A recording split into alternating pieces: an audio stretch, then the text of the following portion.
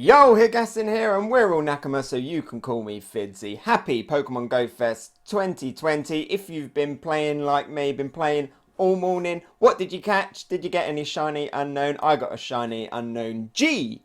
Now, this isn't a Pokemon Go video, but I will gladly always talk Pokemon Go down in that comment section. This video is about One Piece Manga Chapter 985. Thank you for joining. If you've seen my review, you know I've already talked about it a little bit, but due to circumstances on how my review and reaction went, I didn't get as much time, and it's been a week now. There's no chapter this week, and I've been thinking about this chapter a lot. This was a fantastic chapter, lots of information, and there's lots of new points I didn't cover in my review as much as I necessarily wanted to, and there's a lot more stuff that I've been thinking about since then that I now want to talk about. So this is what this video is all about. It's a little bit more informal, it's a little bit more kind of just telling you some of my thoughts, but let's get into this. Once again, thank you for watching, thank you for joining. Let me know as well what your thoughts are of this chapter, and if you agree with any of my points or any of your own theories that you have. I'd love to hear them because I love talking One Piece. So let's get into it, and we'll start because there's so much to talk about. You know, we've got Orochi being killed by Kaido, we've got the new Onigashima project, we've got ancient weapons, we've got Yamato stuff, but let's start off with Big Mom. Big Mom in this chapter turns up and she has Zeus in her hand and she has Nami and Carrot. No sign of Shinobu. It all happened off screen or off panel, which is a little bit disappointing. Really wanted to see that. Really wanted to see an interaction with Nami and Big Mom. I was hoping for some Zeus versus Prometheus. We didn't get to see that. So fingers crossed for the anime or like a flashback or something. But what was strange about this is that Sanji wasn't there. Shinobu wasn't there also, but mainly Sanji, because we know that Sanji was in the same place as Big Mom and Nami. So they were all in this big pleasure hall that was owned by Black Maria. Sanji was there, and he pretty sure he saw like Nami and Big Mom, but he kind of didn't react. He was a bit out of character. He was like, I need to go find some other women, which is in character, but you'd think that Sanji would be able to hear Nami's screams from miles away. In fact, I'm pretty sure that has actually happened before. He's always been able to hear the scream of a woman from a long distance. So I would especially imagine that he has his own inbuilt like Nami radar, and he can sense when Nami's in trouble and would rush to help her, but he didn't, which is weird. Or as far as we know, he didn't, which I think is really, really strange. Like, it just seemed weird that Big Mom was there, Nami was in trouble, and Carrot, and Sanji was there and he didn't help. So what's going on here? I think there's like maybe two possibilities as to what's going on. The first one is it's a little bit more of a stretch, but I think that something happened to Sanji when he went in that building, because he went in there first and then we saw him kind of walking out and he was a bit different. He was a bit disappointed. So maybe he went in there, and the most One Piece thing, the most Oda thing would be Sanji walks in there and he sees Big Mom naked. He sees Big Mom getting dressed and his soul gets a little bit more destroyed. And now he's like, I need to go find some other women. I need to clear my mind of this. So maybe that's why he was distracted. Like even Nami, he was just like, no, I just need hundreds of women and I need to see them now. because you don't know what I just saw in that room. I just saw what could have been my mother-in-law. So maybe that's what happened. Or maybe, as I said, this building was owned by Black Maria. Maybe she has some kind of power over it. You know, we don't know what her powers are, her zone powers, assuming a zone, but maybe she's some kind of animal that has some kind of like pheromones or some kind of like hypnosis. We can see that she's like cuddling up to Kaido. So I'm going to lean now, big prediction, I'm going to lean that whatever her like ancient zone is, because again, assuming ancient zone, it's going to be something that can have like control, like pheromones, or like manipulate kind of people in that way. And maybe Sanji got a little bit affected by that. Maybe that's why he was like dragged in, because he's like hypersensitive to it. So yeah, maybe that's why he's kind of a little bit out of character, because he's not quite there. He's being affected. So maybe that's what happened. Maybe that's even why Black Maria was like, I'll hold back, because like she can kind of manipulate the area through like a wider range. Possibility. That's a stretch, just as like my own kind of thought. Another thing that could happen, or could be happening right now, is we don't see Sanji, we don't see Shinobu. Why don't we see them? Well, Shinobu's a ninja, so maybe she managed to get out of there, escape, use her powers. Sanji, well, maybe he is there and we can't see him because he's wearing his stealth black. Now that is something that I would like to see. Sanji, you know, maybe he saw Nami, but instead of being like hysterical, he was calm. He was Mr. Prince. He thought about it. He's like, okay, so far Nami, you know, she's in danger, but she doesn't look too badly harmed. So I'm just going to go stealth black, scat out the situation, wait for my moment. So maybe that's what he's doing. Also, this is going to be a long video, so I do apologize for that, but thank you if you're still here and watching, and I'll thank you again at the end if you're still watching as well. Let's carry on. I've got another prediction. It wasn't necessarily a prediction, but it's a dream. It's a dream that I want to see in the Wano arc, and that is how Sanji is going to end this and what I want. And this is a stretch, and I know some people are going to be disappointed, but what I want to see, what my big dream is that by the end of Wano, I want to see Sanji going up against Big Mom, because they got a lot of history. And now Big Mom has done the biggest crime of all, and she has put Nami in danger. So Sanji, he has reasons to go after Big Mom. And what I want is not just Sanji, because I know a lot of you are already getting ready to type. You're like, no way, Sanji can't take on a Yonko. Zoro at least maybe has a chance. No. Luffy's going to be busy with Kaido, with Kid and Law.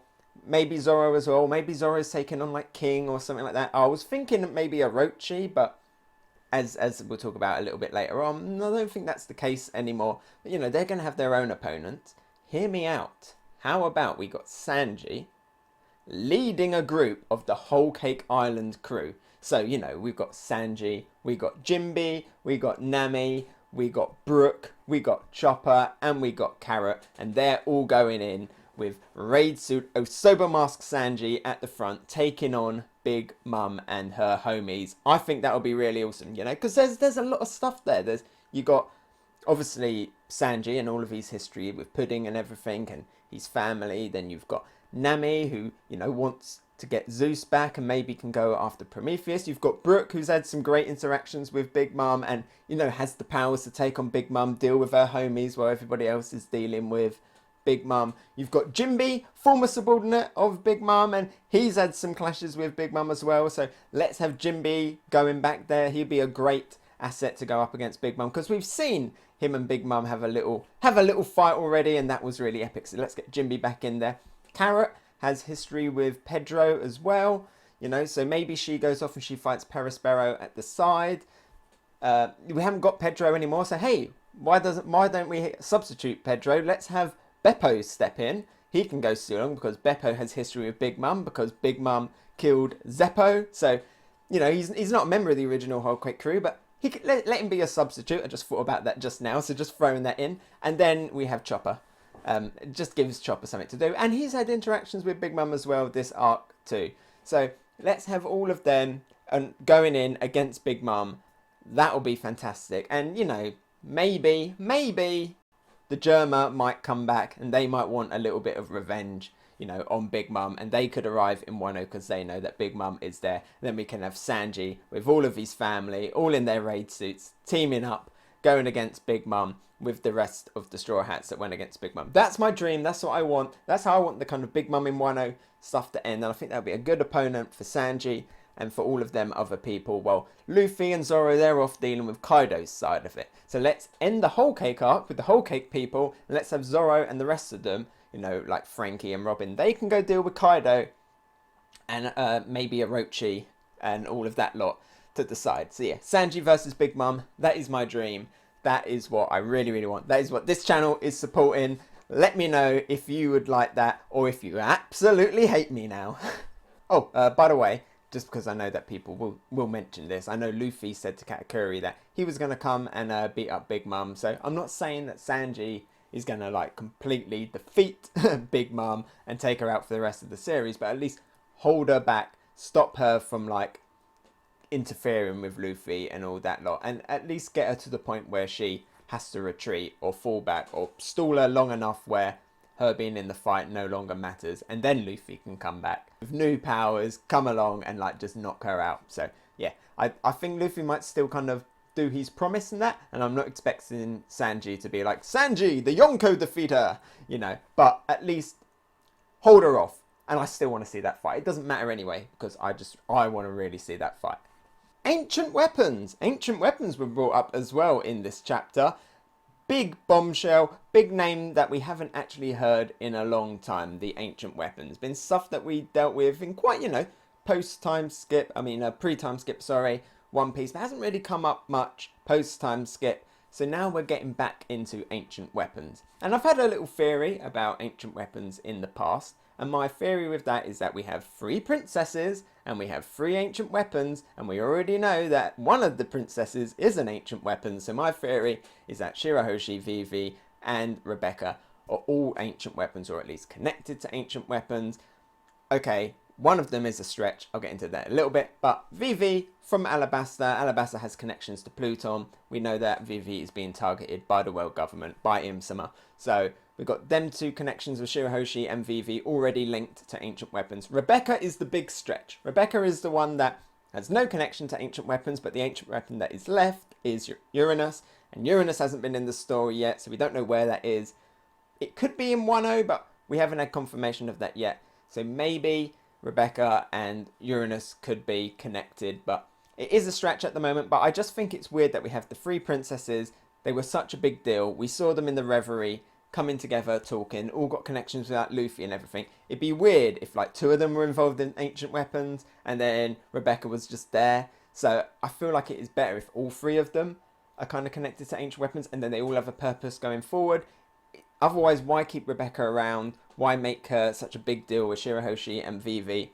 It's clear that Rebecca has something else coming further along in the story. So that's my theory about the ancient weapons. Kaido's mentioned it here, so maybe he's going to go out and target them. We've had Shirahoshi mentioned recently in flashbacks regarding like the sovereigns. This is where this whole theory came about with the sovereigns and stuff from some chapters in the Oden flashback. And we also have had obviously Vivi mentioned again in the Reverie. So, you know, ancient weapons, they're back on the agenda, as are these princesses. Like I said, it all depends on Uranus and what Uranus is.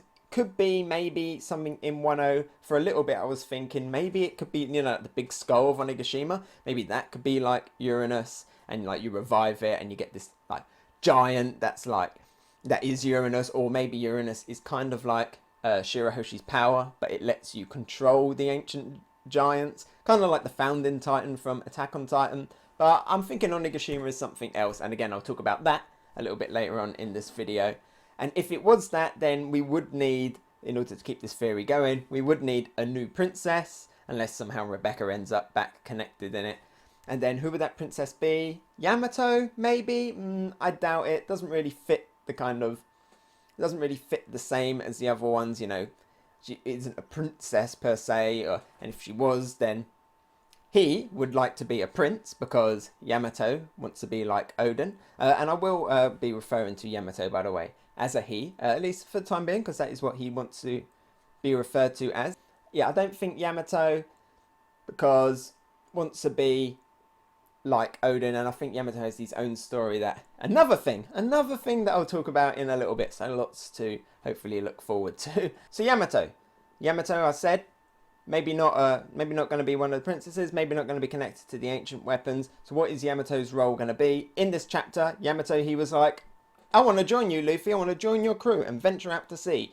You be Gold Roger. I'll be Oden, and we'll redo the timeline, and we'll go out and we'll be just like them. Now, I don't actually think that's going to happen, because at the time, Yamato didn't know about Momo and didn't know that Kinemon and all that survived. So Yamato thought that he was the only person carrying on Oden's will. Now we have Momo. I think Yamato isn't going to join the Straw Hats. I think what's going to happen is at the end of this, Yamato will become the retainer of Momo when Momo steps up and actually kind of becomes the shogun and takes over Oden's legacy and, you know, takes his rightful place as the head of Wano. So I think at that point Yamato will be like, okay, I will now give back to you your right to be Oden, and I will now find my own journey, and I will protect you while I kind of figure out where I want to be. And I think during this, as the retainer of Momonosuke, Yamato could become the Wano representative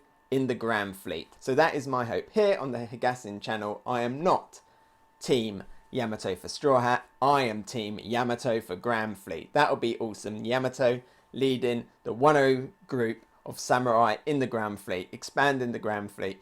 Maybe we'll get the Minks in there as well. Maybe Kawamatsu or Nekomamushi and Orochi together can like lead the Grand Fleet of the for the Minks. But yeah, I think Yamato for Grand Fleet. Maybe like a kind of a little temporary gig with the Straw Hats, maybe travelling with them for a little bit, but not official Straw Hat crew member. There's only one spot left, and I think we all know that that spot is going to go to Carrot. And I think it's better as Carrot because Carrot brings more to the group. You know, Yamato doesn't look that distinctive apart from the horns. He looks a little bit like Nami. He's got a bit of a Nami face going on.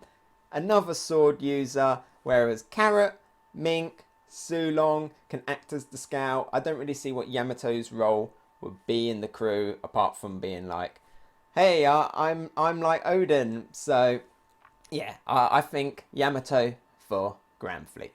I mentioned Onigashima a little bit earlier on, so let's talk about Onigashima. Onigashima, at first I was like, what is this? What is Onigashima? And we find out that Onigashima, the word, isn't actually anything to do with Wano.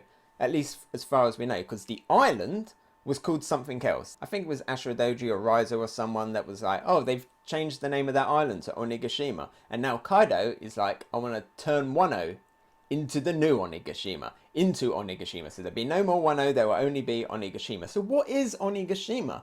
Well, I think Onigashima is the name of another land, and it's got Oni in it. Now, we've thought for a long time that there might be a race in One Piece of Oni people, demon people.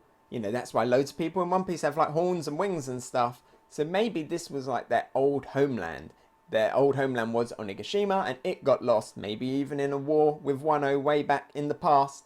And now Kaido, he wants to bring back Onigashima and turn Wano into this new kingdom for the like demon Oni people. Why Kaido? Maybe he's got some kind of connection to it. We know he's got the horns, so is that from his devil fruit because Yamato also has them as well, or does he have some Oni blood in him? So could Kaido be wanting to remake the land of demons? Could this be connected to King? Could King be like the last like kind of pure blood member of this race? He doesn't really have the horns, but he's got like big wings and stuff. He's got fire on him, so like maybe a race that was allied with them in the past. But yeah, I think Onigashima, the name has a lot more meaning than just like a random name. I think we're gonna get into some like kind of Void Century history stuff, ancient giant, demon races, King's race, and maybe some backstory with Kaido. You know, maybe he was like raised by these people, or like I said, maybe he's like got some of their blood in him, an ancestor of these people. And if this was like an ancient kingdom, the ancient kingdom of Onigashima, why is it not here anymore? Why are all these races like seemingly disappeared from the world? Could we again be going into the ancient weapons stuff? So yeah, lots of big lore stuff coming out of this and speculation. So these are just some of my initial thoughts as to what they can be. A few other little things that I do want to talk about. Orochi gets killed in this chapter. Absolutely not. Absolutely not. Does anybody actually think that Orochi's dead? I think Orochi's alive. And he's probably going to come back with one less head, because his devil fruit means he has some heads to spare, right? So I don't think losing one is necessarily a bad thing. I can imagine he's going to come back a bit like a cat with 9 lives. He has 8 lives, but will come back and he's only got 7 heads. I don't know if he can like regenerate them. But yeah, expect Orochi to come back maybe with 7 heads. But what it does mean is, what side is he now going to be on? Because obviously he doesn't want Wano to turn into Onigashima, like the demon land, or whatever it is going to be.